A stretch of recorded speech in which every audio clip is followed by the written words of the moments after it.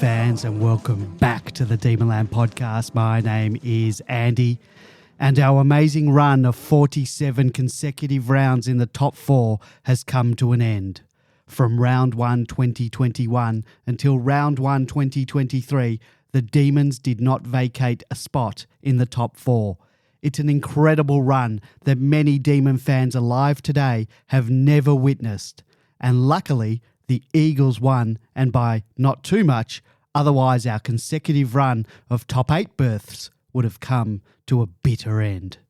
Joining me tonight to discuss what went wrong at the Gabba is George. Good evening, George. Good evening, Andy. Good evening to Ben Man. Good evening to our listeners. I think the important question we've got to ask tonight is, have we paid the electricity bill so that we can ensure that we don't lose power to the podcast halfway through? Going terribly, that might not be such a bad thing, and then we can reconvene and improve after the break. I didn't even think of that scenario. If power went out here, we would have to convene at another time. But I wonder what are the rules? If they didn't get the power back on, like if power did not come back, they couldn't get those lights back on. Well, we're not coming back to Brisbane on Tuesday. They're playing on Thursday, so what happens? From what I understand, Andy, it's 60 minutes. If the game's not recommenced after 60 minutes, I don't know whether they declare it a draw or a loss or the scores stand. But surely it's 60 minutes. It's not a draw. I mean, 40 points up. Stand. They said it in the telecast that the scores stand. If it goes even a second past half time, the scores when it's called off stand, and it's no game before half time. No game. Okay, so you can be. I didn't catch whether they play it, but I think it's no. In fact, from memory, what they said was it's a draw, and then whatever the percentage is, that they work out the percentage at half time. Can you imagine you were 10 goals up at half time or more? And then you have to take a draw. One of the amazing things on the commentary is that they never mention the fact that this is the third time in 2 seasons, second time in 3 seasons that Melbourne have been in exactly this scenario. Yeah. And the other thing to remember is Brisbane's holding the Olympic Games in a few years, so hopefully they'll sort these problems out by then. The guy who I was sitting next to seemed to think that they're redeveloping the stadium. Is that true? Because I think they need to anyway for AFL football, because it's getting a bit tired, that stadium. Yeah. Anyhow. All right. Let's move on. Big Man, I didn't even get to introduce you. Everyone, welcome, Big Man. Thank you. I just wanted to say I want to take a mulligan for the season preview when I said that the Dogs will be the riser and that they were playing off in the grand final and that Collingwood would fall. I can only blame I was at a music festival all weekend and I hadn't fully recovered yet, so I'm blaming it was a temporary insanity, sort of dose of madness. I want a do-over. Well, I picked Carlton as my rising team. I'm happy with their results. No, I'm actually not happy with their result, but I'm happy. But my Collingwood look like the team this year. So I'm not going to fall for the sunk cost fallacy, and I'm dumping my shares in the Dogs right now before it gets any messier, and I'm happy to buy a few with the pies, but with the asterisks that I still think that let's see how full season or at least 8-9 games tests that. We're 2 rounds in. Running that they do. Let's not forget we're 2 rounds in, so let's temper any excitement or the opposite. If you would like to join us on the show tonight to discuss any of the topics we'll be talking about, or if you have a question for the panel or just want to make a comment, give us a call on 03 9016 3666. That's 03 9016 3666. We did ask our listeners to leave us 5-star reviews on Apple Podcasts or wherever they get their podcasts from, and they did listen. Sue Q says compulsory listening if you're a Demon supporter. Particularly love Bimman's analysis of each game. Bimman, there you go. Sue from Q. I'm sure you're not related at all. D for Life says, the weekly podcast with Andy, George and Bimman is always informative, entertaining and provides a better understanding of who, what and how make our demons tick. Well worth the 90 minutes to get a great update. Well, D for Life, I reckon it's going to be more than 90 minutes tonight. So thank you for those reviews. The 5 stars and comments really do help getting more listeners to the show. So if you haven't already, please give us a 5-star rating, leave a comment and we'll read it out on the show. Well, let's get on to our match wrap-up. We'll be really quick this week. I was up in Brisbane and it might have seemed that the conditions were perfect given the warm weather and very little breeze, but as night fell, it became very humid. The ball was very slick and slippery and we just did not adjust or cope with that.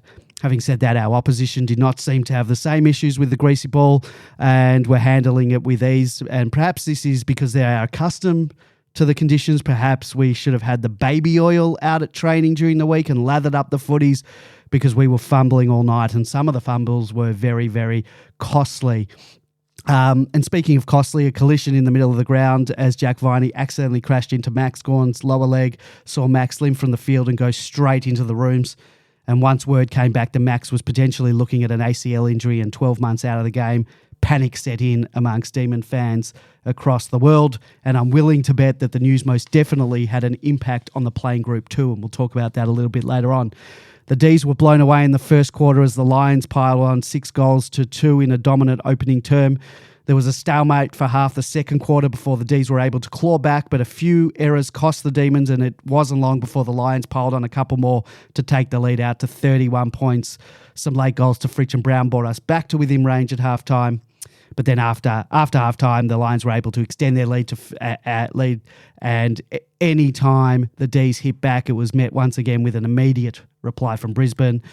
And once the Lions had extended their lead to 40 points, the match was effectively over and someone must have answered every Demon fan's prayers to put us out of our misery. And lo and behold, the power actually went out.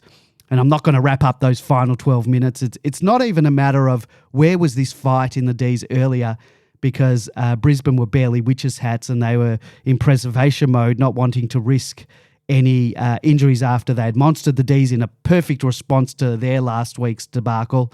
And it was a tale of too little, too late for the D's. The only positive to come out of the night is that we were so lucky for the power outage because it caused our opposition to let their guard down and in turn allowed us to not only claw back some percentage, but it stripped 13% off a potential rival's percentage come September. Our clearance work was definitely a red flag for me, and we'll no doubt talk about that a bit later on too, but we absolutely got smashed over the ground at the stoppages, 20-10 in the centre clearances, 40-22 at the around the ground stoppages. Overall, our midfield was made to look meek at the stoppages, losing 60-32, and this should not be happening to an A-grade midfield, even without their 6-time All-Australian ruck. And despite the 40-point deficit pre-power outage, our defenders did an admirable job repelling the majority of entries that came in. Lever again had 13 intercept possessions. Bowie and Rivers had half a dozen each. Brayshaw ended with 12 himself. Another positive was Big Benny Brown being able to find the big sticks again with 4 goals, bringing his tally to 8 for the season. I think he's in equal second place with a couple of big names. And it was good to get the match practice and goals out of Fritsch. And Oliver too racked up 37 possession. And boys, the match was really disconcerting for me. It was a real punch in the guts. I can't tell if we just weren't switched on from the beginning, which is a big worry from a mental aspect. I can't tell if the Max Gawn injury shook the players that much, and in turn we weren't able to adapt from a game plan and match-up perspective. And I can't tell if it was the slippery conditions that just put us off. It's probably a mixture of all of it. I now look at the results of the St Kilda match and their mauling of the Dogs and wonder whether our win last week has had some of the gloss taken off. Is my MFCSS raging? Hell yes, it is. What were some of your observations from the match, George? Like Andy, I was up at the match. One of the main observations was that Brisbane aren't very good at singing Neil Diamond and John Denver songs, which Andy escaped from in the 38-minute interlude in the game. But I hung around and had to listen to remnants of the 1970s coming out again. It was just awful to listen to. But you got nothing else to do when half the ground's in darkness. The match itself, like you, I don't think there's a single answer. I don't think we were switched on from the start. I think the Max Gawn injury early on compounded that, and secondarily, our structures, which are based around Max's role in the team, fell apart as well. It was a long time before we got back on our feet. The fact that our mids were comprehensively beaten basically for the whole night is pretty damning, because I think we've got one of the better midfields in the whole competition, and they were completely ineffective at times. I was impressed with the coaching of Brisbane. They had some really neat little moves that they were pulling. They did them right from the very start, so I don't know how we would have reacted with Max on the field. One of the ones I noticed was Zorko in particular coming off the half-back line straight to the middle to create an extra midfielder.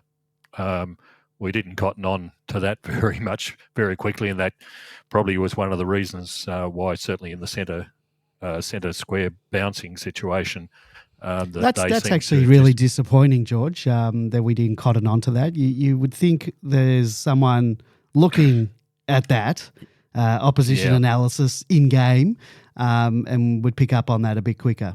I would hope. Yeah. But, like I said, the structure seemed to fall down. The other one that was really good was they played an extra man in defence. Usually it was one of their wingers would slide back into the defence. Because they weren't running a zone defence, it basically released Harris Andrews to do what he wanted, because they whoever slid back took over the role of who Harris was looking after, and just left him there doing what we do with Lever down the other end of the ground, but we use a different technique. But then I think the really tragic thing was our what we've witnessed at pre-season training and also in the first round was the new sort of attacking model of kicking it more to the top of the square. That's predicated on having someone like Max Gawn there or Cozzy Pickett to pick up the bits and pieces should they not mark it. And all during the game, it was incredibly obvious to me, at least, that was not working at all. And then Harris Andrews picking off everything that he wants to pick off as well up there. So in all the sad events of the night, I think it was too easy to overlook one statistic, which Ben Mann might talk about later on, but Clayton Oliver had 774 metres gained for the night. A career high. It's just incredible. Nobody gets that. Yeah. Still copped a lot of heat on D. 774 metres, just unheard of. So, it was a frustrating night. I don't like the ground entertainment that Brisbane do at the slightest inkling of a stoppage in play, of putting music on. It was very sad for Max's injury. The big question now is, how do we come back from this? And I think we'll talk a lot more about that as we move on in the program. Big man. My observations are sort of, to be honest, a lot of them really relate to the Max Gawn injury. So I'll talk to that because we're got some questions. But having said that, if you just on Brisbane, I thought they were coached well. I probably last week I'm guilty of not underestimating Brisbane, but I still stick by that. I don't think they're going to win the flag, but it'd be crazy to think they aren't wall to wall stacked with good players. For me, the game of footy is all about two different systems that coming together. We match up generally well against their system, but both coaches will talk about, I'm not sure if they did because I didn't listen to the presses of either, because such was my angst after the game, but talk about getting the game on their terms. And Brisbane want a contest. They love a contest. They bring an extra to the stoppages. As George said, they bring an extra down back, and they were fierce. They were physical. And they 100% got the game on their terms, didn't they? If they'd drawn up how they wanted that game to look, if Pagan had drawn it up, they won. What was the contested differential again, Andy? The contested was 60 to 32. 60. So which almost is, 30. Against anyone, you lose your contested ball differential by that much. You're generally going to lose unless you're Collingwood last year, who won a number of games with that sort of differential. But so it looked like a Brisbane game, and we couldn't ever get it onto our terms. And I'll touch on that a bit when I talk about the stats that I wanted to highlight, Andy. I thought they were, they also had a night where Danaher kicked goals. He generally misses against us, but kicked 4 straight, albeit one was a walk-in goal. And just a warning on not a warning, but of looking at history, because I've read on Demonland a number of people saying similar things to that we weren't, we didn't look on from the start. Max went down at the 5-minute and 50-second mark of that first quarter.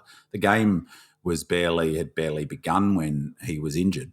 And at that point, it was 2-1. So it wasn't as if they jumped out of the blocks and it was clearly one team was better.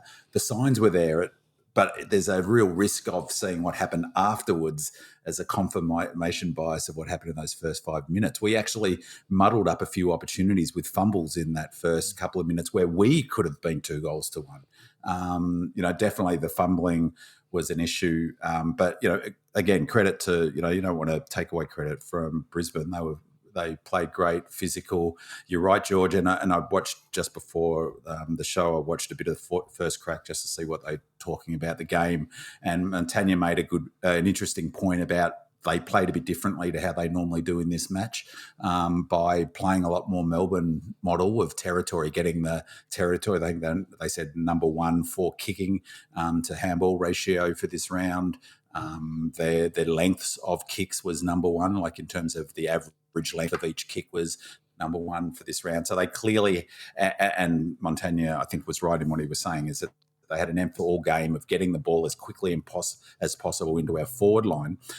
Because the other really anomalous stat for us outside the contested ball differential was we gave up 6 goals inside stoppage inside our defensive 50, which is unheard of for Melbourne, which speaks to an issue that we didn't actually touch on last week that we probably should have, is their strength is one of our weaknesses. Their strength of their forward line is those Bailey and McCluggage and in particular Lincoln McCarthy, who I reckon is a really underrated player, and of course Cameron. And those players all played a key role once the ball hit the deck up there and really hurt us. But that, again, that's an anomalous, and I guess when I speak to it more, I just think that we were rattled, and a lot of the things that happened were a function of that. But also, as George said, is that that one of the clips they showed of us losing a ground ball get in inside 50, and was critical of Tommy McDonald being, you can't use a second ruck. Well, Tommy, he wasn't a second ruck. He was filling in for Maxi in that contest, which is why he was in the defensive zone, not the forward zone. So I'm not quite sure what David King was referring to, but he got monstered. He got in that particular example that was used, and they scored that goal where I think it was Bailey. It was poor defence, and Bailey got the ball off the back of the contest and kicked it. So there are a lot of anomalous areas, but credit to Brisbane for their attack on the footy and attack on the man. They certainly did a better job of maintaining the rage fairly than they did in round 23 last year.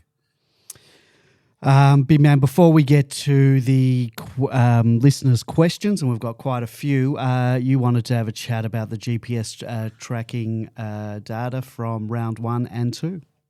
Yeah, I thought rather than this season, rather than sort of talking about tactics or having a sort of bit about tactics each week, because it can get repetitive, we've got a pretty basic sort of game plan in many respects, but is that to look at a stat each week and a way of what it illustrates in terms of the tactics and the way, I guess, the way we play. So one of the fundamental things of the way we play is, as I mentioned last week, is outnumbering the opposition at the ball. The only way to do that, outnumbering in the defence and outnumbering in the offence in transition, is to have multiple players running with it. And we dropped off big time in this game.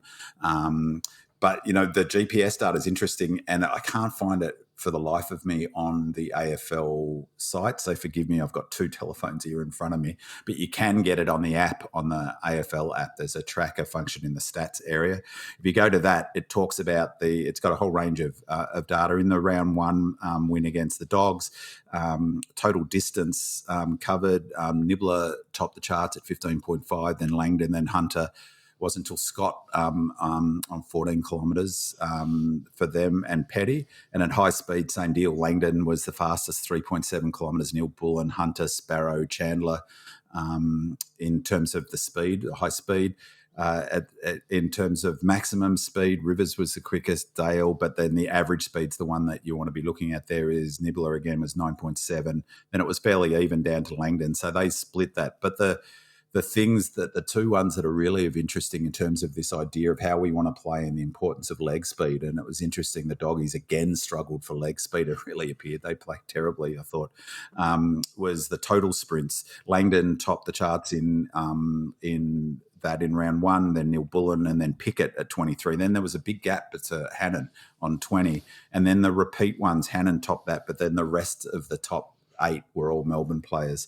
Then the work rate in attack is they actually did really well last week, the Dogs in attack, but in defence, the one is that I really wanted to highlight was that the average speed in defence was all Melbourne. It was Melksham, Neil Bullen, McVie, Chandler and Brayshaw were the top 5 average speed in defence. So that speaks to the ability to really spread and stretch and to cover and to stop the switch.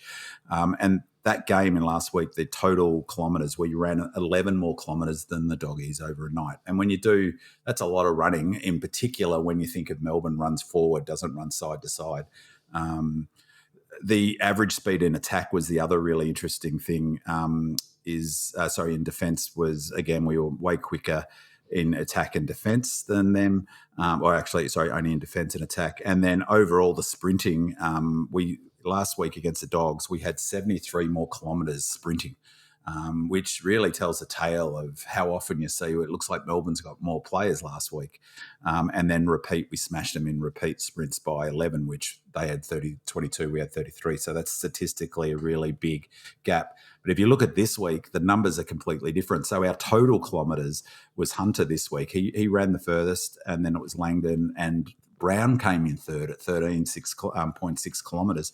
So last week it was Neil Bullen at 15.5. Our top distance runner this week was Hunter with a full kilometre and a half less than that. That's a big drop off. But the thing that really jumped out for me was, again, speed in their forward line. Cameron topped their charts, then it was Wilmot. It was Hunter, Wilmot, Oliver, then Andrews for them. And that's your point, George, about Andrews really is a lot quicker than I thought he was, that's for sure. But the average speed in defence for them, their average speed in this game was McCluggage, Berry, Wilmot, Robinson and Dunkley for the Lions. Like the top 5 quickest players on the ground were all Lions players in this game on average. And then the maximum speed was split around between the players. But I thought that was really telling, really, in terms of the game. It looked like that, didn't it? It looked like they were running better, running faster for a team. We've got a better leg speed. And the other interesting one was average speed in attack. Robertson, Wilmot, McCluggage, Berry and Rayner, they were the top 5 average speed in attack, and in defence that they also had the top 3. So last week, as I mentioned, we had the top 5 runners average speed in defence against the Lions. Remarkably, this week they had the top 3, and the 5th, Dunkley was the 5th. The only player of ours in average speed in defence that was in that top 5 was Sparrow. They really ran hard. The difference kilometres in the end was 14 kilometres, which is still fairly high, I guess. And our sprints were okay. But there was a big gap, as I said, 33 last week in repeat sprints to their 22. So we had a huge increase, more than them last week. This week in repeat sprints, we only had 12. Down from 33 repeat sprints, and the Lions had 13. And I say all the way of that because I think it's a really interesting. I haven't really drilled down on the GPS numbers, but those numbers paint a picture for me of a Brisbane team that outworked the Melbourne team this week, and our GPS numbers were way down on the previous week. And I think we saw the impact of that in the game. You could see it. To me, that speaks to the issue about the pressure up forward, why we couldn't transition it. They got goals from the back half. We didn't get any, basically, and that's all about run. The big one, though, is that you cannot win the contests if you don't get more players. They were bringing an extra to the contest, and we weren't getting enough players to it, as those numbers indicate. So just looking through the lens of those numbers, you can see some of the how well they played. I'm pretty pleased to come out of that game with an 11-point loss, all things considered. Well, it's an asterisk against that 11 points in my book because well, that doesn't matter. I know we're lucky to get that. It was a 40-point plus loss.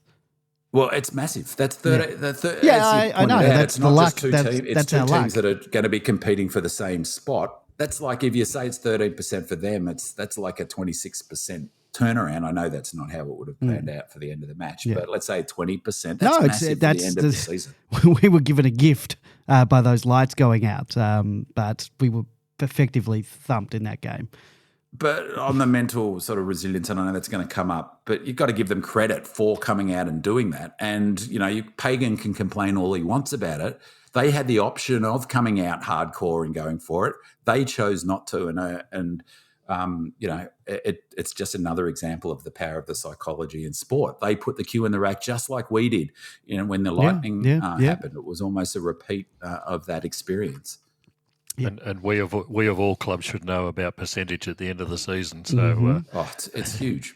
Yeah. And another interesting thing is, which I didn't realise, and you'll tell me if this is not correct, but I think I heard them say on the coverage that we haven't conceded over 100 points in a game of footy for 71 games. I think that's what I heard him say. Yeah, I haven't done the. I think last year I brought out some stats, so I'll have to revisit that. And if true, like at the 11-minute and 55-second mark of that last quarter when that stopped, they were 41. It looked it was a Monty. They were going to get past 100. So absolutely, that's another. That's a record we can keep in our. Well, when you'll get that stat from me in the intro when the week after it happens, our run of X amount of games has come to an end. All right, let's get into listener questions. But before we get into that, we've got a voicemail from a friend of the show, Noah, from Bentley. Hi, this is Noah from Bentley. Big fan of the podcast. First question I wanted to ask the guys, in regards to the game with Brisbane versus Melbourne, what do you think made us lose so poorly? And do you think it was the fact when Maxi went down, the morale sort of went down, or was just Brisbane too good? Really would like to hear your opinions. And number two, hypothetically, if the lights went out, say at halftime, as per the AFL rules, would... Oh, we answered that question. Noah does go on to ask what happens if the lights go out. We did answer that one. We don't know if the answer's correct, but we're pretty sure. Before you answer, B-Man, before you get into that, we do have Gaundy the Great. He also adds, I want to get your opinions on the team resilience, aka mental toughness. I think we can all agree that a portion of our non-performance on Friday night was attributed to Gawn's injury, or was it?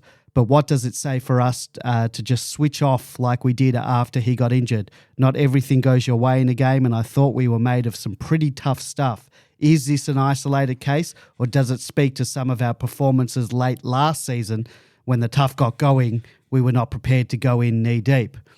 B-Man, how much of our performance can be attributed to morale in the wake of Max's injury?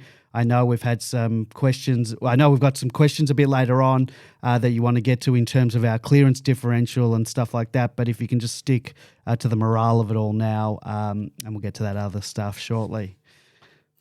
It's actually a really interesting question. I hadn't thought about that point. It's an excellent point about the that criticism that was put to us last year, wasn't it? About not being strong enough psychologically and and giving up leads and not being able to see out the game. So I think it's a reasonable question. My own view is that the team was psychologically shattered. They were, and leaving aside, as I said, we'll get to the impact of Max Gawn, the player, not being in the team and the impact that flows on in structures. But on that, you only need to see they got the last 15 inside 50s in a row after Max went off. 15 in a row from the 5-minute mark when he went off to the end of the first quarter. They smashed us, but 15 inside 50s. And that says to me a team that is psychologically in trouble. And, people, I get that sort of the comments about, players go down all over the place. Pies did well to respond to Howe going down. But we're talking about the spiritual leader of this football club, the talisman, the most popular player amongst his teammates, amongst the fans, but also our best player. I'm not sure about you boys. I was sick when I saw it happen. I was sick. I've never, ever, ever not finished watching a Melbourne game. I almost turned the television off and stopped. Because I honestly thought if this is an ACL, that's it. We're not winning a grand final. Every single player on the field would have thought that. Yeah. Max Gawn was quoted, I just saw this before, Max Gawn was quoted that he revealed he shed a little tear in the Gabba change rooms on Friday night, fearing he'd suffered a third ACL injury that could have threatened the rest of his career. Gawn said the ACL diagnosis was floated around after he injured his knees in the loss to the Lions. Whilst the post-match diagnosis of a sprained medial collateral ligament, at least 4 to 6 weeks, was a relief to all, the 5-time All-Australian couldn't help but fear the worst given he's 31. The word ACL has been floated around, so for someone who's done two, and the people in the rooms couldn't tell me if I had or hadn't done it in terms of how my knee was presenting, the worst-case scenario does go through your mind, Gawn said on Monday. I'm 31, I'm getting to towards a twilight, and to do a third knee would have been pretty devastating for my own career. I was quite upset for a bit, the vulnerability to cry. I had a little tear in the change room. It was a big moment that got put on me in round two at a time when you're not expecting that news. Just take a line through that, how his teammates would have been feeling. They've seen him crying in the change rooms. Yeah, it was up on the screen, and up on the screen they're putting it on, which is just absolutely unforgivable. What the hell's that about? Yeah, exactly. It's put up on the screen, and someone on Demonland said that happened 2 or 3 times. The vision of him in the room. They kept going to it. It was like Gawn cam. For such a stoic player and for such a good-natured man to be looking so devastated, in my brain, I was going ACL as well. So, and the other bit of sort of information that says to me this team was completely rattled psychologically, was they could not believe they allowed this to happen. But Abby Holmes, who I generally think is terrific, and I think she is an excellent special commentator or whatever her role's called, interviewed Jack Viney at halftime. And I don't know why they selected Jack Viney. One, that's just poor form. 2, she must have had a brain fade and forgotten that it was Viney who ran into his knee. But you boys wouldn't have seen it if you haven't watched the replay. And maybe she just had forgotten completely. I don't know how, because by halftime they'd showed the bloody replay of that incident, without exaggeration, 20 times. It was Viney who did it to him. And he almost broke into tears when she asked, well, and so how do you, what do you feel about if you lose Max at this point? And not maybe clicking that it was him who'd done it, should have. And he was devastated. He went pale in the face. If anyone could see that halftime, have a look at it. He just wanted to get off the ground. In his mind, he's the vice captain and leader of the club. He's walking off at halftime thinking, I've cost this team the premiership. My best mate, the leader, he's done an ACL. So the short answer is, for me, I don't care about the result. 11 points and him 4 to 6 is like Christmas. It's just like Christmas, because at that point before the lights went off, I'm thinking we're in a world of trouble with Maxi. I felt like it was going to be an ACL just from his reaction, and I'm sure the players felt like that. And so it's no doubt why those numbers, like I said, 15 inside 50s for 25 minutes of footy speaks to a team that's not present. They're not present. And we saw, I find it curious, people are prepared to make motherhood statements about, elite sport, the difference between the best sides is all mental, it's psychology. So, well, here's an example where the two of the best sides in AFL football, suddenly there's a psychological factor that's introduced where you could argue Ds should force their way through it, but you could see it. We also got another evidence of the power of the psychology at the end of the game. Where's the critique for Brisbane for putting the cue in the rack? I mean, I remember last time in 21 on this podcast and on Demonland, people were furious at Melbourne for giving up the 40-point lead. Oh, it's going to come back to haunt us, the percentage, da-da-da-da. Well, what about Brisbane? They put the cue in the rack. They ostensibly still played footy, but that's my point about that 1-2% mental edge taken off because they went into protection mode. Exactly what happened to us. None of them wanted to get injured. Their goal was to get off that ground without having a serious injury. And we, conversely, we decided to attack and we've left it and all gone. We regathered ourselves. Goodwin had a really long conversation with them before they that restart, and then after. That was really interesting. After the game, pulled them in on the ground and spoke to them. Clearly, probably, I'm guessing to say we don't know what's going to happen with Max. You guys have got to now step up. Your leaders. Let's just wait and see and go forward. So the very long answer to say I think the morale was the critical factor in that quarter, and then beyond that, a massive impact on our structures. George? Just a little bit more. I think we saw Binman's alluded to what happened on the field. We saw what happened to Demonland on Saturday night and half of Sunday as well. Everybody was thinking exactly the same thing. So there's no doubt that the players were really concerned. But another point was Max is our leader. Who's our second? Viney, who's the person who's probably caused the problem or thinks he has. Stephen May's not there as well in the back line. And to use a contrast with the situation with Jeremy Howe at Collingwood, when he went off, they were able to get the group together and talk about it and alleviate some of the concerns that people might have had, give them the chance to regroup. We didn't have that opportunity until quarter time at least. So it's not surprising they were running rattled, and we'll talk more about the structural effects of that as well, but everything was working against us in that first quarter. But I got to... And the difference, Andy, the difference between Howe and Gawney is that Howe had clearly busted his arm. Everyone in footy knows, well, if it's a real bad break, maybe 12 weeks. Everyone thought ACL, and even a bad MCL is 12 weeks, isn't it? So, and for a fella who's already, how many knee recos has Gawney He's had 2 knee recos, and he's done that particular injury before as well. Yeah. The one glimmer of hope, and I posted this on Demonland, you might remember, I think it was 2018, it might have been 2017, that Gawney, the club was training up at Queensland at that camp we used to do up on Queensland. He injured his knee in a one of the days, whether it was a hit out, I'm not sure. And there was footage of him that was really similar. He looked in tears and he looked devastated. And he said afterwards, he had said to other players he's done his ACL. He was positive he'd done his ACL that day.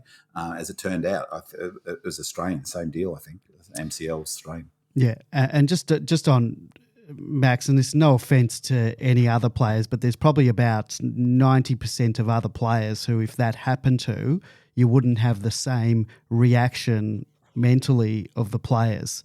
A lot of those players can be replaced, and it's no offence to those players. Yeah. They can be replaced. Max and what he gives to the team is completely irreplaceable. Exactly. And we'll see that in the next few weeks. In a match. Yeah. It's a bit like we talked last year about the impact of losing Lever in a match, losing May in a match, losing Penny in a match. Yeah. It happened 3 or 4 times during a match. You can shuffle your defensive around. Even your key pillars you can shuffle around. You can, bring in there is no shuffling around with Max. Like, shuffling around with Max is having T-Mac take 30% of the ruck, and that's not shuffling around. You're not creating any like for like there, are you? So another thing that I observed while at the match in the first quarter, twice, Spargo got very angry at the guys up the field. I can't remember what the actual play was or what happened, but he screamed at them, doing his fingers in a talking motion, like that. No talk. Come on, you got to talk. Like he was like they're obviously, and they were rattled, so they weren't doing the normal things that they do. And as I say, all the numbers at the end of that quarter. So I'm reading off the match feed on the timeline on AFL here. So after an even first 10 minutes, this is at the end of the first quarter. So this narrative that Melbourne came out already and we were behind the 8 ball after an even is inaccurate, I think. After an even first 10 minutes, Brisbane dominated the opening quarter due in no small part to a 7-0 lead in hit-outs to advantage after Max went off and a 16-6 clearance count. The Lions also led 15-6 in midfield intercepts in that period and had the last 15 inside 50s entries of the quarter.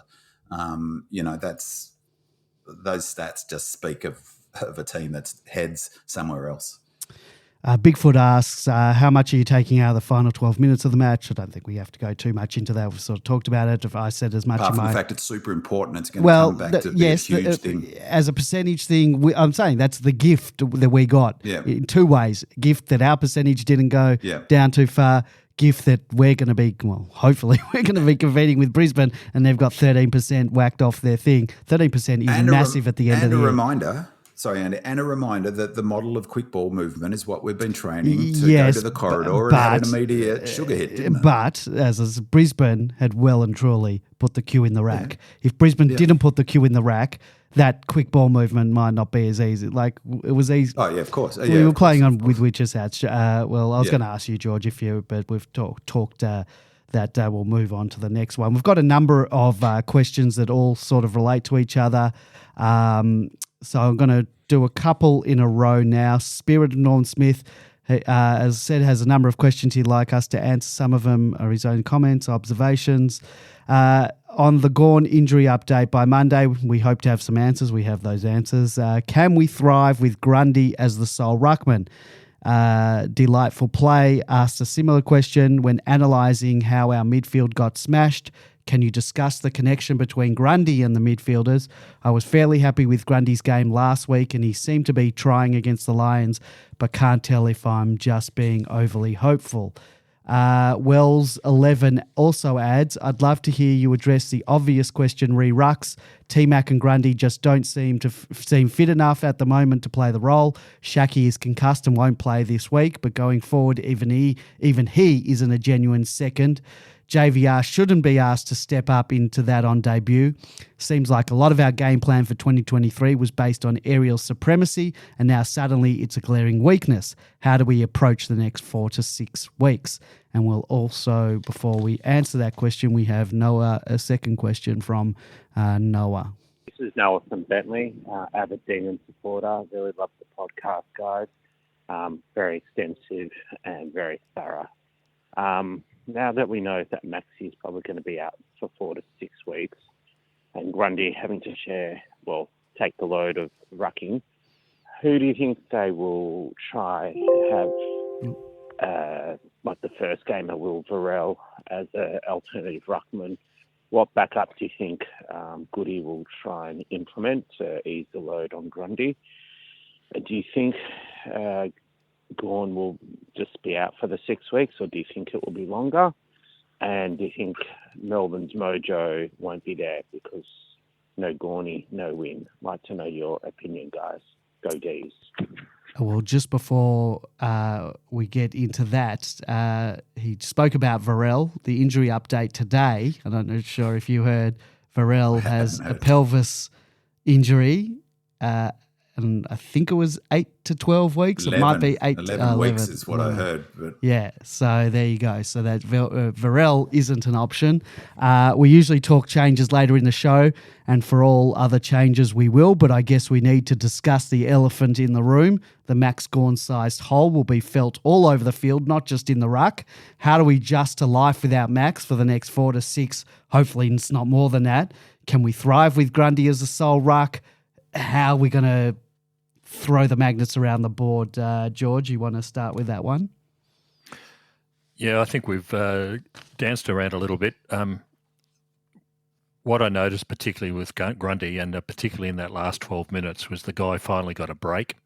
He completely dominated the hit-outs in that last 12 minutes. He's a different sort of ruck to Max. He's not a tap ruckman as such. He's more of a physical type of ruck. So when you've got that type of ruck who's had to take the whole load effectively in a game like this where he wasn't expecting to, it wasn't surprising that the break gave him a really good chance to recuperate. So that was the first thing. The other answers about who replaces Max, I think it's quite simple in a way. Varel's not possible. Kaya Farris-White's not available. Effectively, he's playing at not even playing at Casey at the moment. He's playing in. You couldn't expect him to step into the break. Exactly.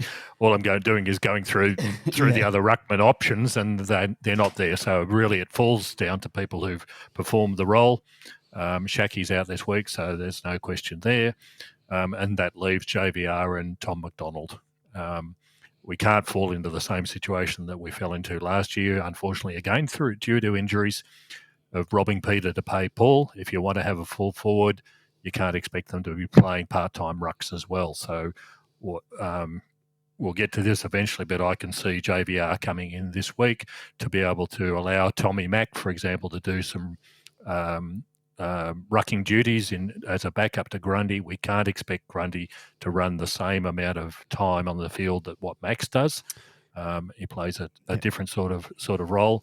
So I think the answer's already there before us. I think we'll see JVR come in this week in some sort of role, some between sort of the forward line and he did some rucking. And the rucking. He did some rucking at Casey this week, apparently. Yeah, basically he did the whole last quarter Mm-hmm. in a rucking role this week. So, I can see that happening. And the other thing is we can't expect Bren Brown to be taking on additional load as well. We know that he's dodgy in his knees. Yeah, he's been magnificent these last two games. We can't afford to grind him into the ground I think it'll be a mistake if they don't bring in a JVR. I know it's not the ideal circumstances to bring him in, but they can't do Grundy and T-Mac in the ruck and leave Ben Brown by himself like we were last year. With T-Mac in the team instead of Max and Grundy instead of Jackson. So, I think that'll be a mistake. I think they have to bring him in. If Shaki was didn't have concussion protocols, I'd probably be bringing in because he's played a bit more ruck and forward. But, I think and he's fulfilling that Wiedemann role, which if this was last year, Wiedemann would probably come in. So, big man. It's interesting what you say, George. I was thinking almost exactly the same thing watching the game is that like Grundy is like an old school ruckman. He reminds me of the way Teasdale used to play. Is basically just use his smarts and his strength. I mean, he's a lot faster. Obviously, he's a better athlete than Teasdale. But similarly, Teasdale if I might be making this up in my head, but I don't think he was particularly a tall ruckman, was he, George, in terms of, but he was smart and he used, his strength was actually a boundary line throw into Teasdale. Similarly with Grundy, but it felt like, Max is more than a ruckman. He's not, of course he plays in the ruck, but it's hard to even sort of find an accurate label where Grundy is an old school ruckman who happens to be also a very good runner. And it's interesting, the comment about his fitness. I don't think his fitness is an issue. He's a bit, he didn't play a huge amount last year, but he seems to be in pretty good nick to me. It's a really interesting question how we approach the next 4 weeks. Again, it makes a massive difference that Max is coming back. So, it won't shock me given his psychology and his preparedness to do the work he'll be back in 4 weeks. He'll probably be wanting to be back in 4 weeks. But what Goody will be saying now, it'll land a bit easier than it would have if he was out for 12 months, is here's a great opportunity to get stuck in and really, enjoy this next 4 to 6 weeks. Your best leader's not playing. Everyone's got to step up a bit. Everyone can be a leader. And I actually think it's perfect opportunity to bring JVR in. This is the time. You've got him. It sort of solves a bit of a problem in a way, which is how long do you keep a young player who's just absolutely wants to play AFL footy? How long do you keep him out? And I'm hoping that, he seems to me the logical one. Even if Shaki was fit, I'd be picking JVR because you might remember that JVR did quite a lot of rucking at Casey last year, and he looks all right. He attacks the player in the air. He's aggressive. You compare him to Tommy Max, looks all at sea as a ruckman. He's okay down forward when he's just wrestling from a throw in, but at a centre square, he doesn't have that leap either. Whereas JVR leaps straight at the opposition ruckman and is aggressive, and so I think it's a great opportunity to bring JVR in, play him basically play him in the role that Grundy to take them. Gawn's role and maybe 60, 70, 65% of ruck time, and give the rest of it to JVR with Tommy Mack doing the forward line chop out. You don't want Brown anywhere near another ruck contest. He took one, looked completely all at sea. But I think it's a perfect opportunity for him to come in and show his wares on Sunday and, bit of luck, keep his spot when Maxi comes back. So it's a real positive from that perspective, I reckon. And the other thing that, just on that game, I guess it's easy to forget. Terence notes in the chat room, Cozzy wasn't playing, May wasn't playing, and Max wasn't playing. If you went to Pagan before the match and said, pick 3 players you can take from Melbourne's team, almost certainly it'd be those 3 players he would have chosen. So, absolutely, I think we need to be, a little bit balanced about the performance given that those players out. And I think we're also quite lucky in the 6 weeks, if it turns out to be 6 weeks, it may be more or may be less. Sydney, West Coast, Essendon, Richmond, North Melbourne, Gold Coast and Hawthorn. Yeah, Sydney's the one, isn't it? So if we could get a win over Sydney, then it opens up a little bit for us, and I'm guessing that's what Goody was saying. This is an opportunity. This is a really good opportunity without Max for everyone to show how strong we are with that. We're not dependent on the one player, even though we are. Because then afterwards it's Port, Freo, Carlton, Collingwood, Geelong. So we can ask Selwyn what magic he's going to do with Maxi to keep him up and about. The other thing I really want Max to be back for that Freo game for no particular reason. Okay. All right, we've got Wodger the First says, not in any way making this an excuse for our loss. We got done like a dinner and the final 12 minutes was simply one team switched on, the other off, exactly what happened in the WA Lightning delayed game. The ground was cricket season hard and produced a different sort of bounce for the ball. It was particularly noticeable in tight contested play, and Brisbane handled it well, and we appeared very clumsy, even taking into account humidity and heat. I presume Brisbane train at a facility that has a less hard surface and a more typical bounce. My question was going to be, why couldn't we adapt like Brisbane did? But I think I've just answered my question. We just had an off night on so many levels. Fingers crossed it was just a one-off. Spirit of Norm Smith continues with his questions. Smashed in the clearances, smashed how, why, lost clearances, and he gives all the stats. We've been through it a number of times. Lazy adds to this, how can a Melbourne side be smashed 20-10 in centre clearances in the centre and 40-22 in stoppage clearances? Was it the structural loss of Max, the emotional loss of Max and the leadership he brings, something else, a combination of all? Buck Neckard also adds, so Fagan wants to whine about being disadvantaged at losing a few minutes warm-up. I think they had an unfair advantage practising on a centre square that has a cricket pitch and behave like an ice rink. How many times did they just smash it out of there? We lost so much territory, it was like playing uphill and the conditions look sweaty, slippery. What do you guys think contributed to the worst midfield performance, leaving off the Max factor in 3 to 5 years? Big man, I know there's a lot to unpack here. There is talk about the condition on the surface, in particular the hard cricket pitch in the middle. There's talk about the hot, humid conditions and our handling of the ball. There's talk about the clearance differential, and you've been a big proponent of losing the clearances, not necessarily being the be-all and end-all. You've stated a number of times on this podcast that it's the possession after clearance that matters the most. What are your thoughts on the lopsided clearance numbers this week? What do you think you've done that half? So there's a combination, definitely the psychology, I think, is showed in those numbers, right? So that's the one thing, the distances, the GPS numbers I read before. Our furthest most distance covered by a player was a kilometre down. We were 20 kilometres down or whatever it was over the entire match. That's work rate. And so you can't blame that on systems and structure, because in some ways you can't. So I think definitely, as I said, they were rattled. But just from a structural point of view, is the game is built around Max's dominance and ability to, they kick to him from outside, clearing kick from defence. They have players in front of him. They're pushing. He's critical to our forward line. As we've talked about a number of times, his ability to drop back when an opposition get a run on. I mean, he would have been the player when they got that burst in the second quarter to fill the hole down back, to stand in front of Hipwood, to stand in front of Danaher. The game would have looked completely different. On clearances, obviously you take out the best ruckman of the last 30 years, you're going to, in the match, and replace him with Tom McDonald, you're going to lose clearances. Like I said before, we lost 7 in a row after he went down. Like, a lot of those numbers were in that 25-minute burst where we really lost ground on contested numbers. The other thing about contested ball, as you say, it's clearances. You're completely right. It's the quality of the clearances. But as those distance GPS numbers, we weren't getting enough players to the contest to create the pressure.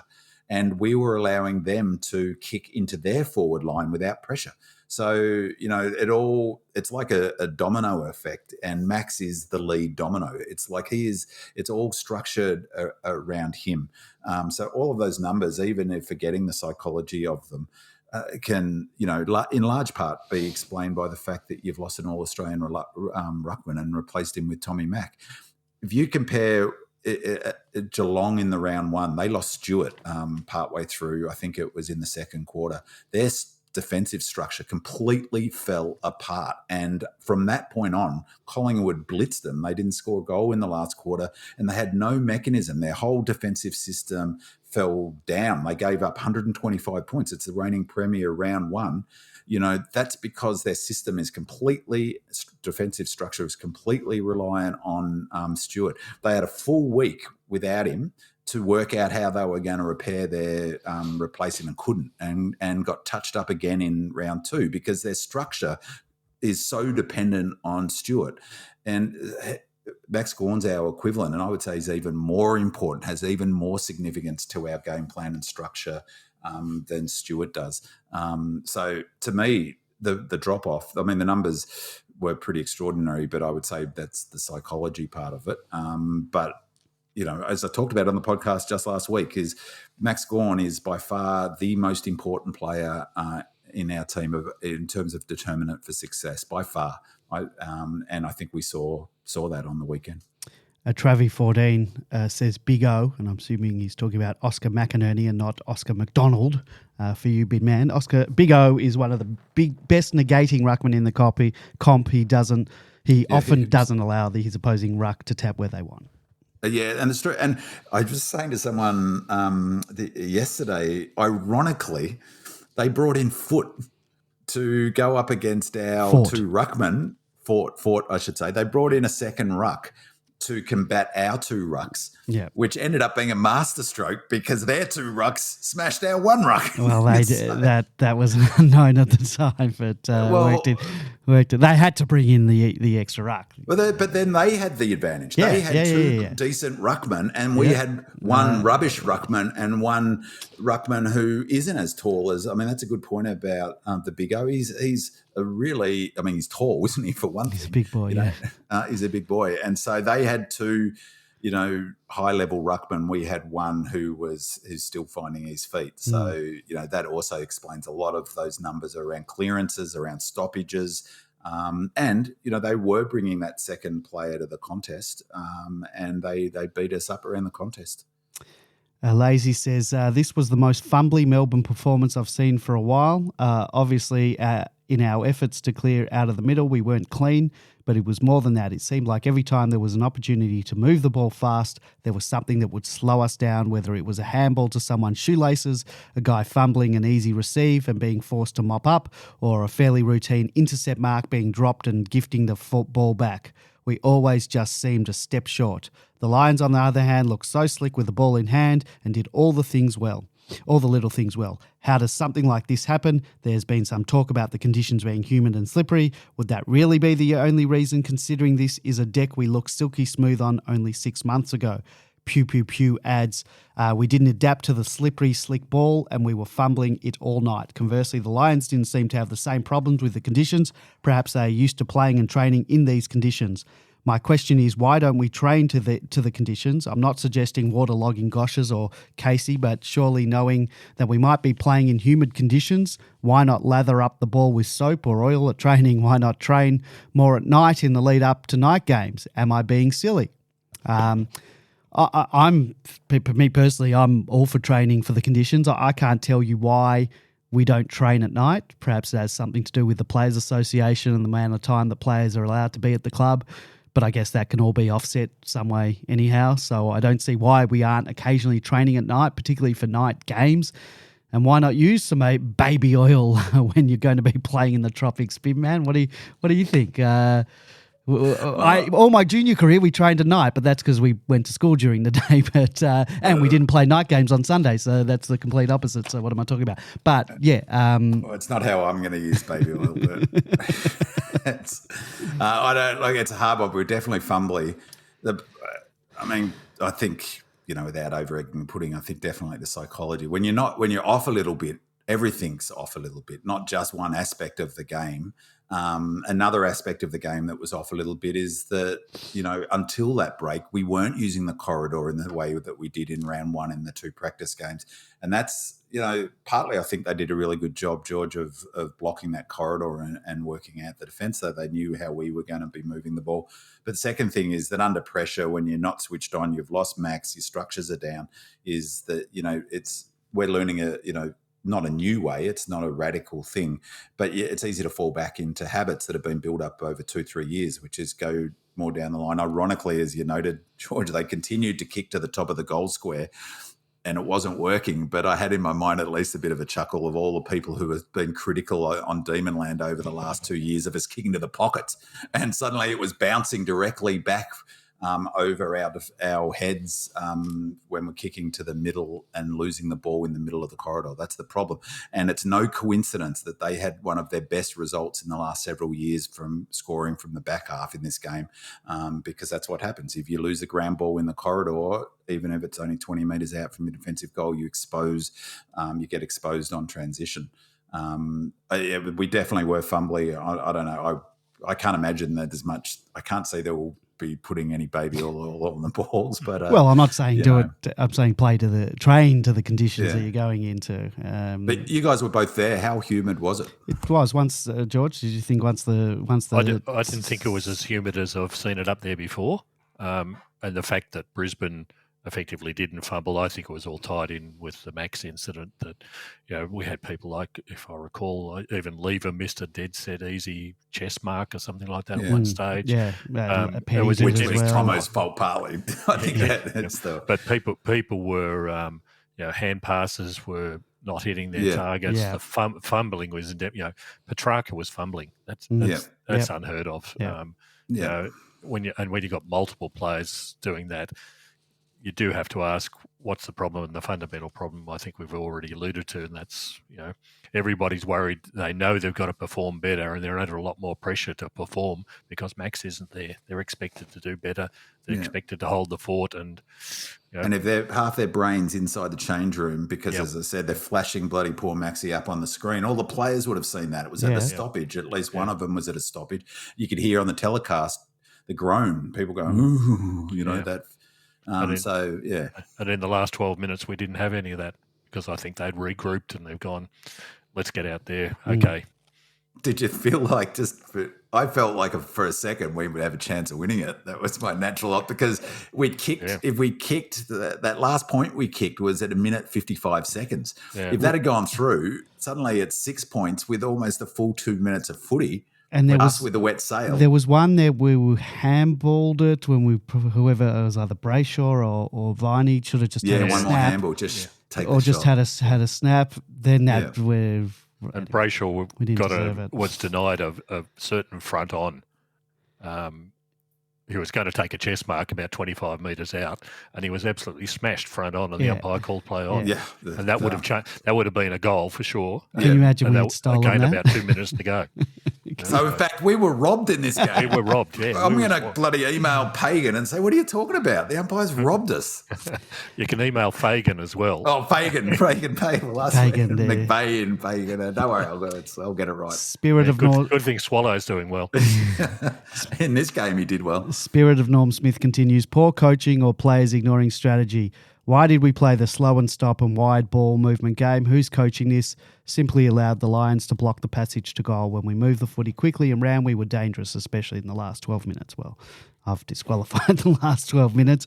What did you think of our strategy, George? Poor coaching or players ignoring strategy, or we just forced to play that way against a stronger opposition, or was it, as we said, the minds were just elsewhere? I don't think you can change strategy instantly in the middle of a game, particularly when they've trained all summer to do certain things with certain players playing certain roles. We've got all these components, both defence and in the midfield and in attack, that are dependent on having the right pieces in place. When you take away those pieces, this was just the effects of it. We were mentally shattered, of course, and it's even harder for people to do what they're told to do. So, at the end of the day, like Bin Man, I was happy to get an 11-point result out of this. We move on to next week.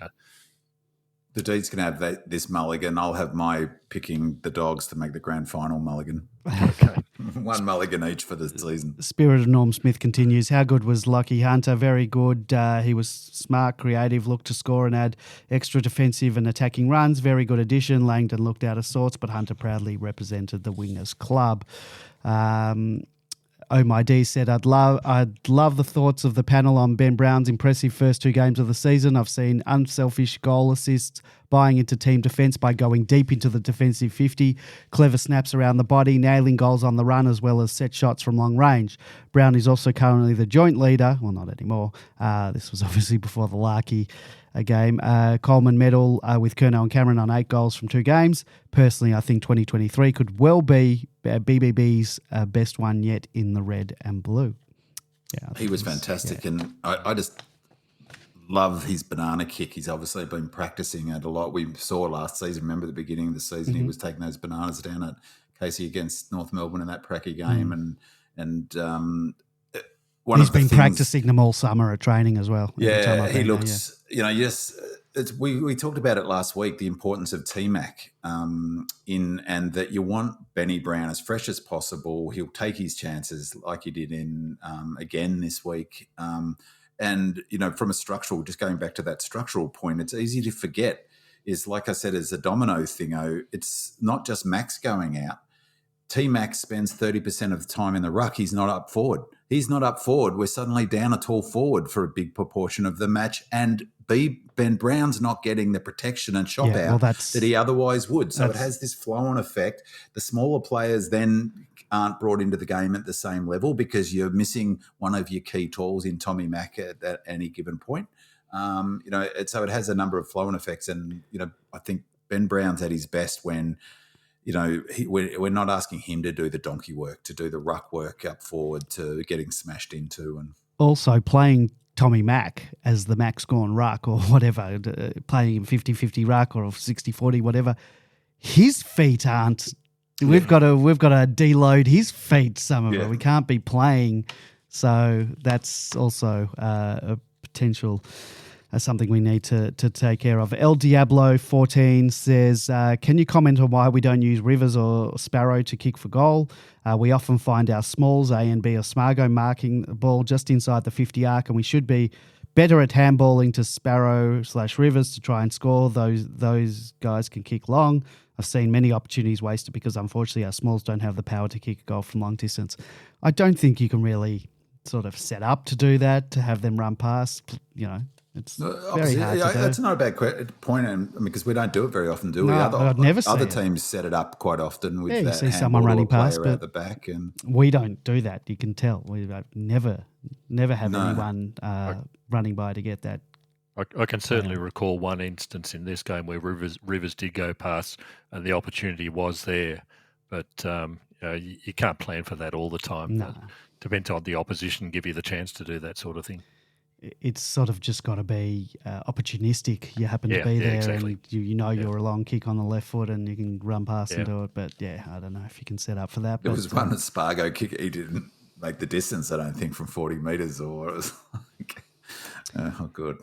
Kong Wacker has a number of observations, so I'll read them all, and you can choose to comment on them if you want. G'day, Andy, George, and B-Man. Enjoying the post-game podcast, ruminations, analysis and forecasts again. Please keep up the great work. I've recently moved to northern New South Wales.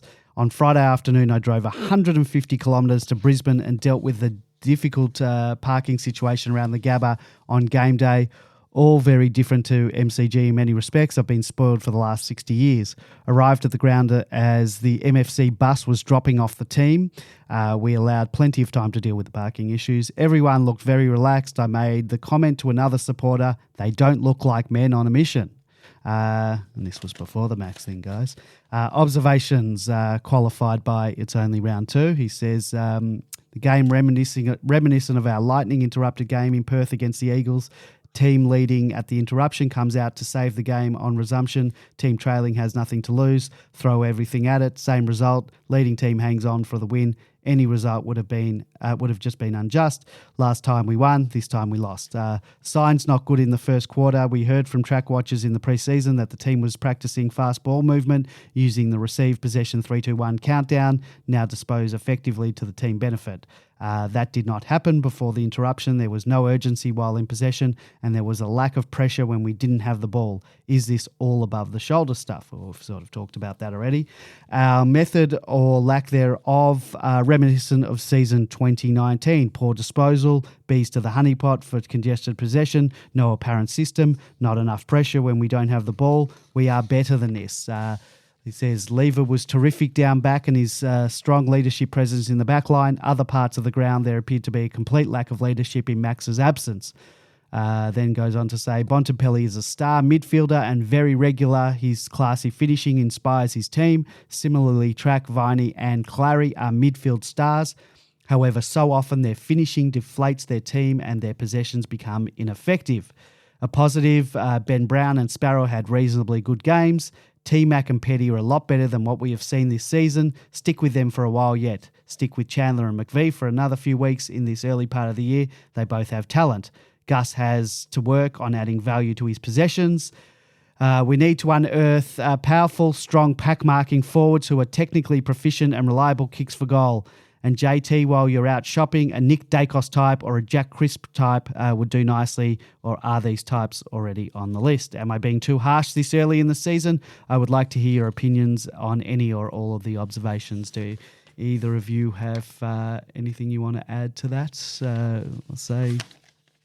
I want to know why Kongwacker has given beautiful downtown Kongwack up for Byron Bay. Well, he didn't say Byron Bay, but... it could be a Nimbin. Kongwacker sounds like a Nimbin name. Yeah, what's wrong with Kongwack? Yeah, I reckon he's been harsh. I'm guessing Kongwacker's a bloke, but they are being harsh, to be honest. And, I think that for all the reasons we've talked about, it was a difficult game. Credit must go to the opposition. As George said at the top, they played great. I thought their coaching was really good as well in terms of they disrupted our ball movement. It's hard to tell. You guys would have been better placed, but they seemed also to be protecting the corridor really well. They were trying to get the ball in the forward line and were spectacularly successful at it.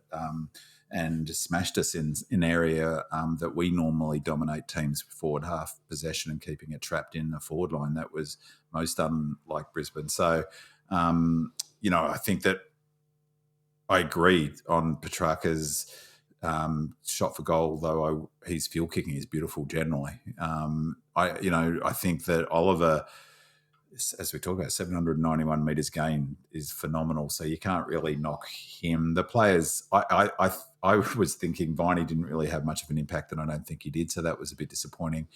And I was thinking similar about Fritter, but he ends up kicking his 3 goals, and that's a tick, isn't it, for a forward? So, but he didn't have much else apart from that. And I don't think Melksham gave us much off the bench this week. Gave us nothing off the bench. Yeah. And Harms, Harms talk a lot not about much more. role and you don't know what the role is, but Harms had a bit of a mare as well, I have to say. So, you lose your best player. I think Petrarca was a bit fumbly but played well. Oliver played brilliantly. Viney was very quiet, but there was a bunch of players who were well down when they... Lefty says, I'd like to get your thoughts on a couple of the results in some other games. Last week, the Power thrashed the Lions, who in turn thrashed us, excluding the last 12 minutes, and the Power too had their lights turned out by the Pies. Where does that place us in terms of the Magpies, who are now rightly the premiership favourites?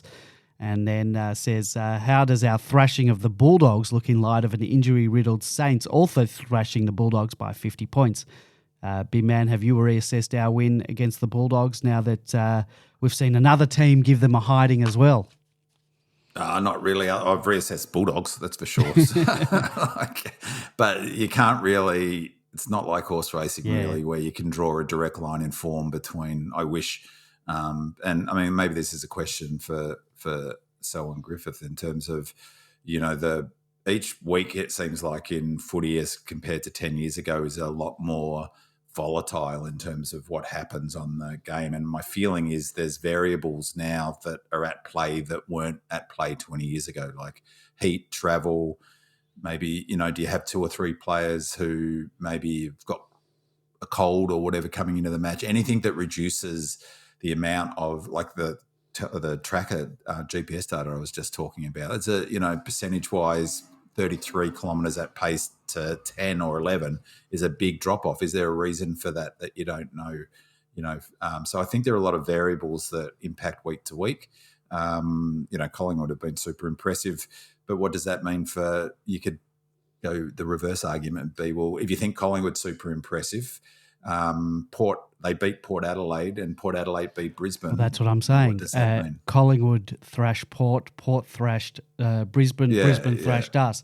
Does that mean we're going to get doubly thrashed or whatever down the line? Or will we turn the table and do a circle, what do they call it, when you circle of parity and then we thrash Collingwood?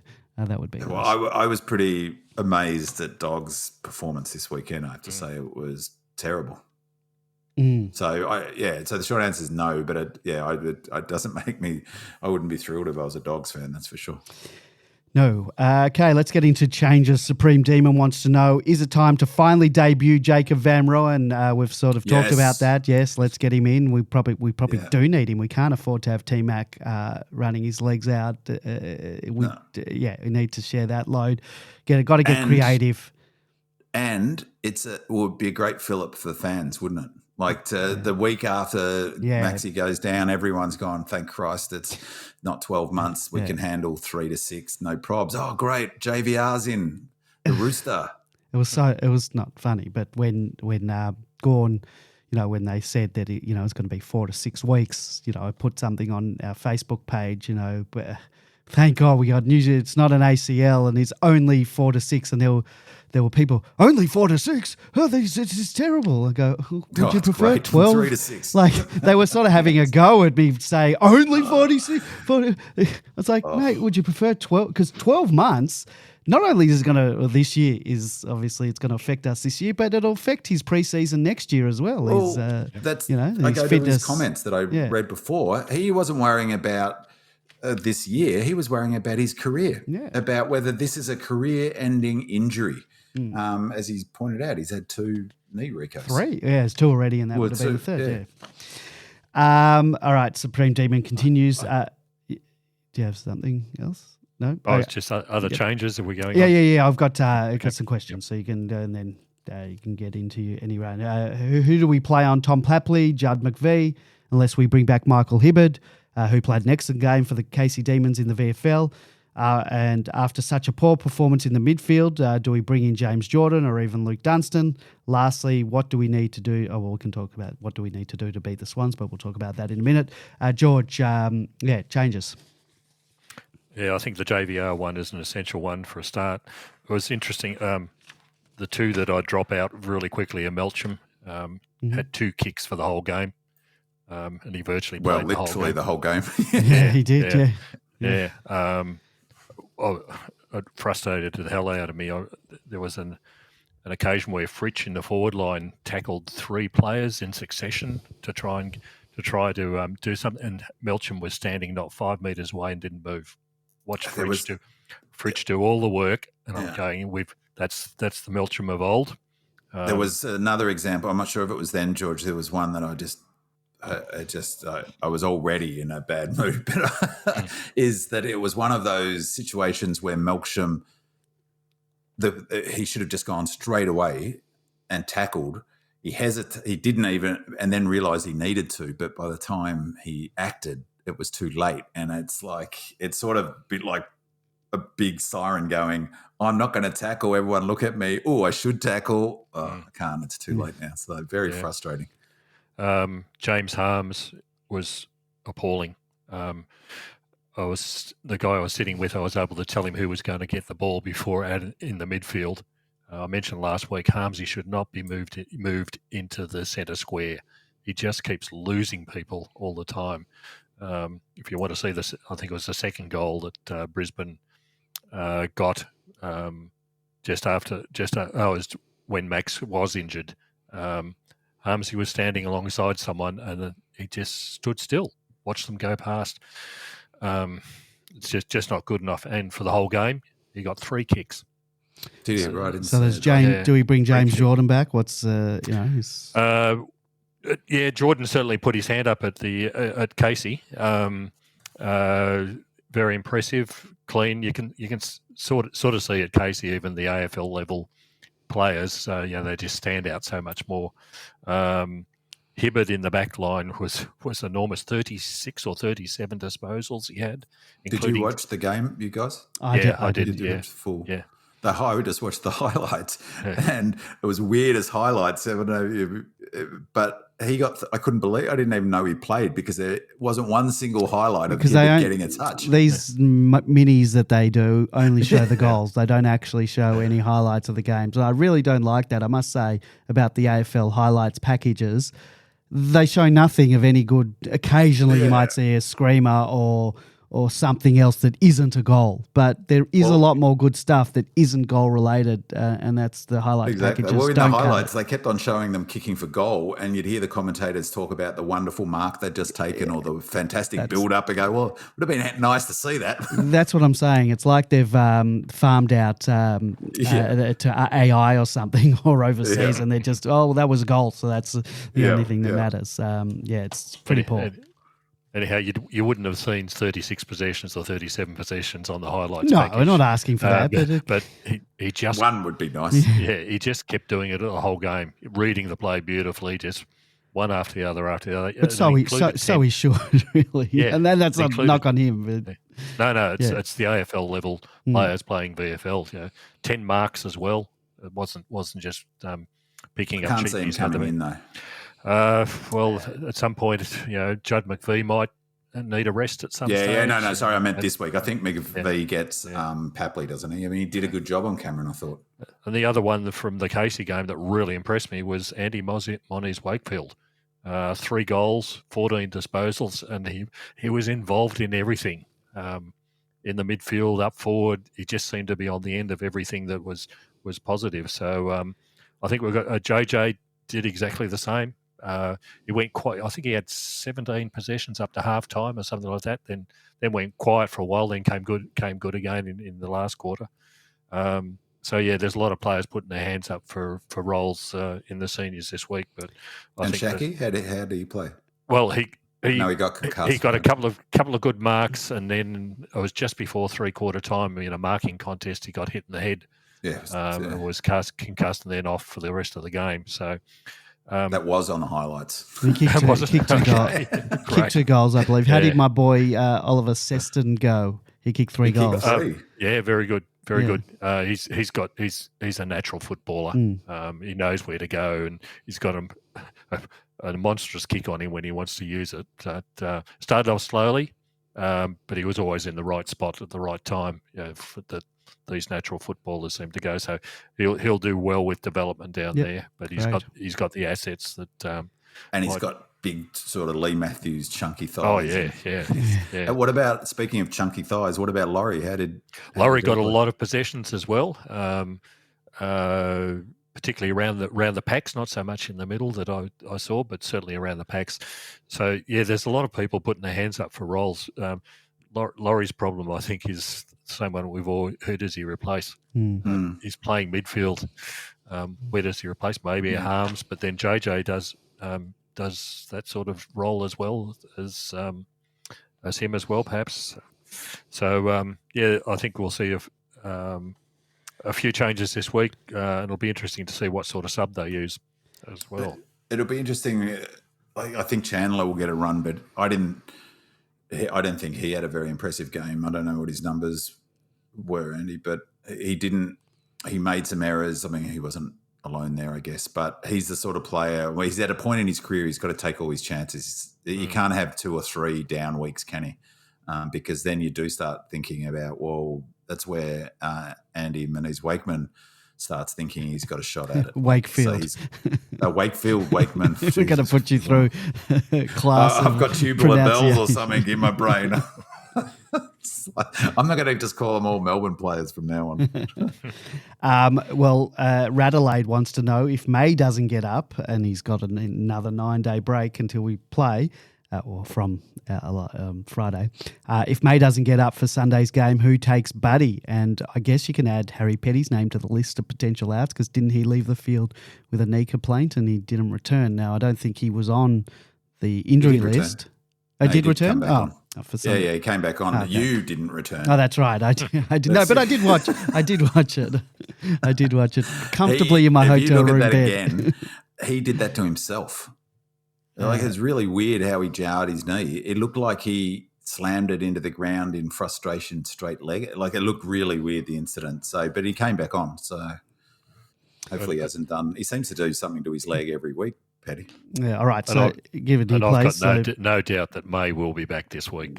Yeah, he's had a good break from this. The conjecture was he would be available last week. Well, he flew up. I don't know if he stayed there for the game, but I know that also Hibbard went up. Joel Smith went up. And I'm not sure who else, but they definitely then came back, because when did Casey play on Saturday? 27 players, I think, went up. Yeah, but Casey played on Saturday? 2 o'clock Saturday, Yeah, so they were up on Friday. They either came back – they were up on Thursday. They either went back late on Friday or very early Saturday morning. Probably flew back Friday night, the ones not playing, you'd think. Yeah. Would have been Saturday morning, I would think, but anyway. Right, yeah. Yeah. They're back in time for the game. So well, they might have known that they're not playing. They might have known that 6 o'clock or 5 o'clock Friday night they're not playing. Send them on a plane back so that they can have a night's sleep. But anyway, we did bring them all. As for who's going to play on Buddy, like George said last year, he's not the threat that he doesn't mark overhead, so you don't necessarily have to put that taller player on him. He does his damage on the lead out in front of it, so you could almost get away with playing a Hibbert on him, I reckon. Not that they will do that, but I didn't think Danaher was a threat either, and he's kicked 4 or 5 goals.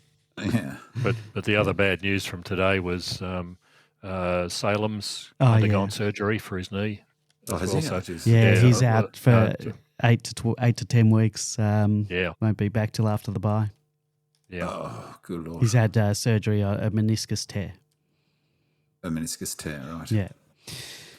All right. Well, hopefully they can use that time and sort his thyroid. Well, I would assume that he was going to be playing already, so I assume that's sorted out. Right. All right, let's get into our preview versus the Swans. The Demons return to the MCG this week to face another one of the teams that was responsible for their straight sets exits last season. The Demons faced the Swans twice in 2022 and were beaten both times. The first by 12 points after the D's led by 26 points during the second quarter of the match, and then the second time by 22 points in the qualifying final after the Demons led by 16 points during the second. This year, the Swans sit atop the ladder after coming off 2 convincing wins against lowly sides. They'll be looking to retain their dominance over the Demons and extend their recent head-to-head record, which has seen the Swans win 6 of the last 8 encounters with the Demons. Buddy Franklin makes his return from suspension, and Max Gawn, as we know, will not be playing. A massive return for Sydney, whilst the Demons will be missing their captain and best player. B-Man, what are your thoughts on this game? Well, they're going to present challenges for us, because really it's Collingwood. It's really interesting, isn't it, how Collingwood have kickstarted this faster ball movement, this transition from halfback flank. I still maintain this is again, I think this will be a good question for Selwyn Griffith. It's a very challenging game to maintain. But the thing about Sydney that stretch us is how brilliant they are with their kicking. And, I think those two sides have probably got the best kicking sides in the AFL, and Sydney use that brilliantly. They've got a game plan that we have struggled against, haven't they? So even and it's not, we played them early in the season the last couple of years. We struggled to beat them at the G last year, and also the previous year early in the season. They've got beautiful ball users off the halfback flank. Goulden isn't really halfback flank, really, is he? But he's sort of he uses the ball so brilliantly. And they're moving it super quick. They're number one in the AFL ratings at the moment. We're fourth, but a long way behind them. They're 18.8 on the rankings. Collingwood 18.4, and then Geelong and us. So they're on those rankings. They're the top ranking team. Let's preface that they did play Hawthorn this week as well. Yeah. Well, interestingly, they went up by 3.9 on these rankings, and the Pies, who played a much better team than they did, went up by 6.5 after their I'm not first suggesting round. that Sydney aren't any good, but yeah, They were clearly, they're clearly a terrific team. Their number and their rating, as I said, is they're top of that rating. Collingwood second. They use the ball so well. Their disposal efficiency is up around the top, 72%, although Essendon are up there at 77%. So they're slightly below average on that, is 73 point. That's after just the two games. Essendon have also played Hawthorn, just let that... And I think, we've talked about this, the different style of coaching is that, I think Longmire is definitely a coach who has systems, but he's much more of a game day coach in terms of, fluid decisions on the day than Goodwin is. They're two slightly different ways of going about coaching. And I think that, if you look at it, Scott was like that, is a bit like that as well for Geelong. And, they're the teams that you could argue that we've struggled against over the years in terms of, strategies that are looking to negate our strengths. And we don't really do that. We don't look in the same way that, say, a Longmire might put time into one of our players. We don't generally move away from our systems, and we stick with what we think is our game plan. It'll swing on whether we can get it looking like our game. The way, that contest of wills about who wins the, if we can make it how we want our game to play, we've got to get our contested numbers back up. What will be really interesting to see is after this week whether we do continue being aggressive through the corridor and we do look for those lateral kicks. It's great that it's on a Sunday afternoon. I haven't checked the weather yet, but it means that it takes out things like dew or issues with night. Game 3 p.m. is not a bad time either, really. Get home by a reasonable time. So it's 19 and sunny on it's all day and sunny. That's great footy autumn for Melbourne. So it'll be really interesting to see the approach we take. I remain super confident that we'll win, and I think that the loss notwithstanding, we're really in good shape. And Maxi not being there, I really do hope that they bring JVR in, because it'll put a pep in the step of Melbourne fans everywhere, I think, and the team itself. It'll inject some energy and enthusiasm into that team. Everyone's looking forward to his AFL debut. I've found, to be honest, always these games are a little hard to sort of work out, and it often seems to be how the flow of the game goes. Again, as we talked about last year, they bring extras to the number, to the contest, which will be really interesting to see whether tactically what shifts we make with Gawn out, because maybe we have to match them. Otherwise, because we'll lose more stoppages than we than we would if Gawn was in the team, obviously. So perhaps we need to bite the bullet a bit and not allow the opposition to have an extra at the stoppages, because maybe that was certainly a factor in the Brisbane game. The numbers were nuts. The Lions had a dominant night at stoppages. They had 60 to 32 clearances, as we talked about. They won the inside 50 count, 59 to 54, which again is totally non-Melbourne. But they scored 56 to our 30 points from stoppages. That 26 points is really the game right there.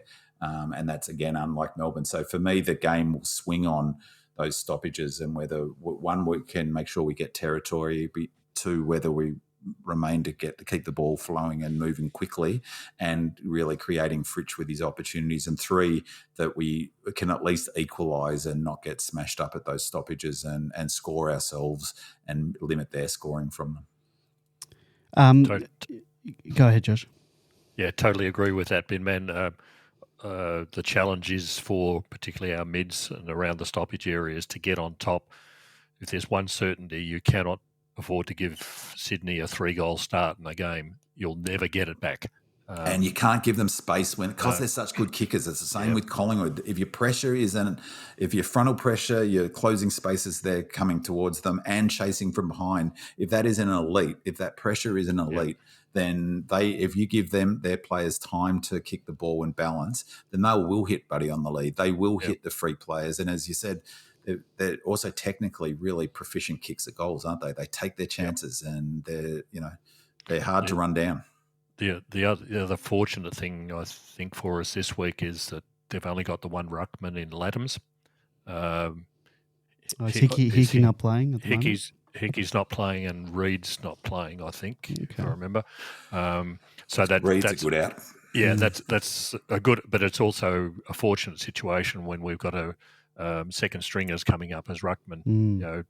Grundy can handle Laddams, but I'm not sure that throwing a JVR in against a Laddams is going to work for a long time. But here's the opportunity to bring JVR in against a lesser light of an opposition, so that if that's the case, or even Tommy Mack. So, but yeah, we've got to stop. We've got to get the midfield dominance the same way that Geelong did in the grand final. Beat them at the coalface, and all of a sudden all their power is gone. The ball's simply not getting in the hands of those lethal people like Blakey and Goulden from those half-back lines. You just don't want them delivering to those people. So the challenge is there for the mids, particularly after this week. So we hopefully will know not too far into the game about the way that it's going to go. And not just the mids, it's that all-team running, isn't it? And that's really the critical thing to put pressure on the opposition when they've got the ball, is that you've just everyone's getting pressure on them. Like I watched the last 20 minutes of the Suns-Saints game the Suns-Bombers game, and it was really only Rao who was just desperate to put pressure on it, felt like, watching that game. There just wasn't enough. And so we need a lot of our players putting the sort of pressure Rao was putting on. But the critical thing is those numbers on the GPS. They've got to be up. We've got to have our numbers. We've got to be running in raves. We've got to outnumber the opposition at the contest. That's how we'll win enough contests.